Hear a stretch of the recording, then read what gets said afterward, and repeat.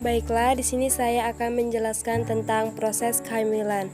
Sebelum saya menjelaskan tentang proses kehamilan, saya akan menjelaskan terlebih dahulu alat genitalia wanita bagian dalam.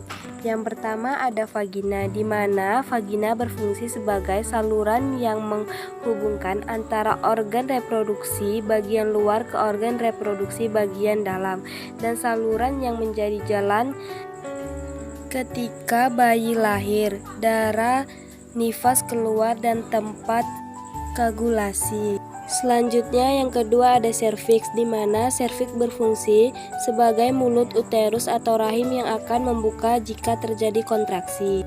Selanjutnya ada uterus, di mana uterus berfungsi sebagai ruangan untuk tempat implantasi dan perkembangan fetus yang memiliki bentuk seperti buah pir dan sebagai tempat tumbuh dan berkembangnya janin. Sering fetus yang semakin besar, uterus akan elastis mengikuti besarnya fetus. Selanjutnya ada tuba falopi atau oviduk, di mana tuba falopi berfungsi sebagai organ yang menghubungkan uterus dengan indung telur, tempat pertemuan antara sel sperma dan sel telur. Dan yang terakhir ada ovarium atau indung telur. Bentuknya seperti oval yang terdiri dari dua bagian yang terletak di sebelah kanan dan kiri, yang berfungsi menghasilkan hormon estrogen dan progesteron.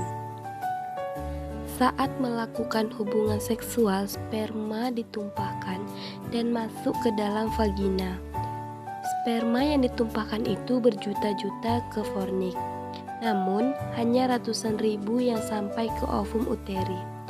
Dari beberapa ratus ribu yang sampai ke ovum uteri, hanya beratus saja yang sampai ke tuba falopi.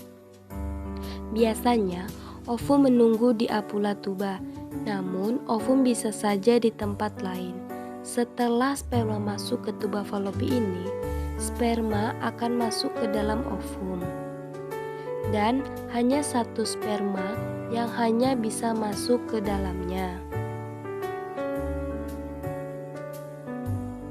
Setelah ovum bertemu dengan sperma dan akan membentuk zigot. Zigot itu adalah hasil dari pertemuan dari sel telur dan sel sperma. Untuk beberapa jam kemudian, zigot akan membelah dan terus akan membelah. Sambil membelah, dia akan terus berjalan ke arah medikal, ke ovum uteri ini. Setelah satu sperma berhasil masuk ke ovum, ovum itu akan membentuk zigot yang akan melakukan pembelahan yang akan menjadi embrio dan menjadi bayi. Baiklah, begitu proses-proses terjadi kehamilan.